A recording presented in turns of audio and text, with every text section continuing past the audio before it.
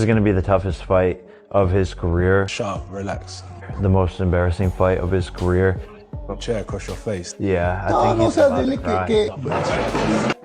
I'm definitely up for fighting. There's a lot of names in the division, for sure. But at the same time, look at what this creates as well.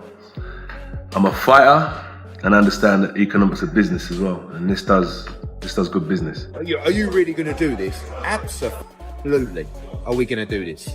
For a record payday? To go in and spark Jake Paul before we start the serious stuff in 2026?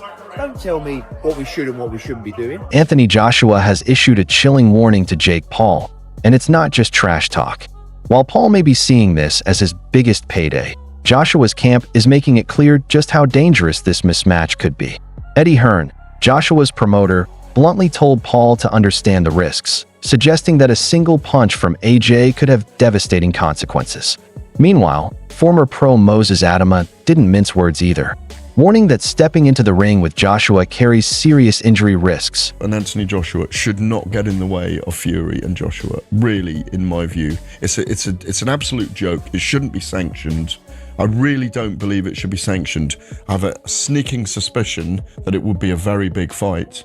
But the biggest thing is us rubbernecking to actually see if they do get to the point where they step in the ring together. Because Jake Paul's an area level fighter, a British area level fighter, and Anthony Joshua is still a killer and a live heavyweight. That should not be sanctioned anywhere in the world, in my view. It's dangerous, mate. Very dangerous. It brings the sport into disrepute. The people that are talking about organising that, they should have a real hard look at themselves. But even Eddie Hearn's kind of teasing he doesn't like it, but you can see the glitz of dollars. There's no price. There is no price. There shouldn't be. There's absolutely no price on the planet in order to make. Jake Paul stepping into the ring with Anthony Joshua isn't just a huge gamble. Many experts believe it's a serious risk to his health. Boxing insiders like Ariel Helwani have warned that Joshua's raw power and experience could expose Paul to significant damage, citing brutal knockouts as a real concern. Has been beaten 3 times. The 4 fighters that he beat didn't come to win. So he's not in his prime, is he? He's literally at the end of his career, pretty much finished. And this is why taking this fight with you is telling you all you need to know. It's a cash out. You might as well just cream as much money as he can at the end of his career, fighting an absolute joke shop in clown world. When I beat Anthony Joshua, he says, every doubt disappears. Come on. I mean, if this is a straight up AJ versus Jake Paul, then we all know what should happen. This is a 1-round job because AJ, even though he's past his best, even though he's seen better days, he throws a nice 1-2 down the middle. He's got a nice bit of distance, and fake Paul can't fight. He just can't. I don't care what anybody tells me. He can't fucking fight. He lost to Tommy Fury, for crying out loud. You can't jump in with Anthony Joshua now and expect to get a result. So, like, nothing's going to no doubt's going to disappear. All that's going to happen, they say, is the end of fake Paul.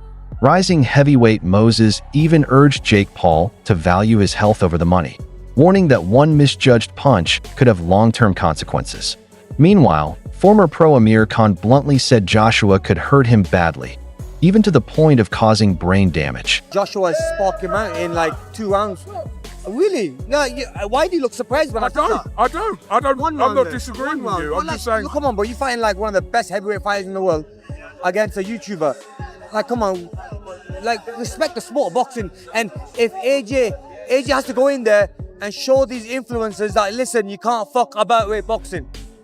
You know what I mean? Someone's gonna get hurt badly, and this could be one of the first fights where a fighter gets hurt badly, because if you look at the size difference and the power difference, I mean, bro, there could be brain damages going on there. I mean, AJ could hurt him badly, you know. When you look at Francis Ngannou, who's one of the most fearsome combat styles there is. I know it's MMA, but we saw what AJ did to Ngannou. So, and that's why you don't look. You can't be surprised if AJ is going to do the same to what's it called again? What? For AJ, this fight isn't just about money. He's under serious pressure to win to protect his legacy. Experts like Johnny Nelson believe Joshua is in a no-win situation. If he struggles or lets this fight drag on with Jake Paul, it could make him look more like a businessman cashing in than a true elite boxer. I do believe it because AJ's involved, and I think AJ'd struggle to. He's going to take enough flack over this, but again, it's money talk. So I think AJ will struggle because it's an all-win situation. If he goes in there, Jake Paul lasted the distance. What does he tell you about AJ? Apart from he's just earned an extra 50 million quid. If he goes there and struggles with Jake Paul, then what does he say about AJ? No, your heydays are well and truly over. If he goes in there and knocks him out, then I'll say that's to be expected. So the glory, there's probably not much glory in it, apart from the haters of Jake Paul to say, right, I've got rid of this kid. I think it's very brave of Jake Paul. So now the problem child has got to believe this fight's actually happening. So now you've got our attention. So now you've got to back up the boast.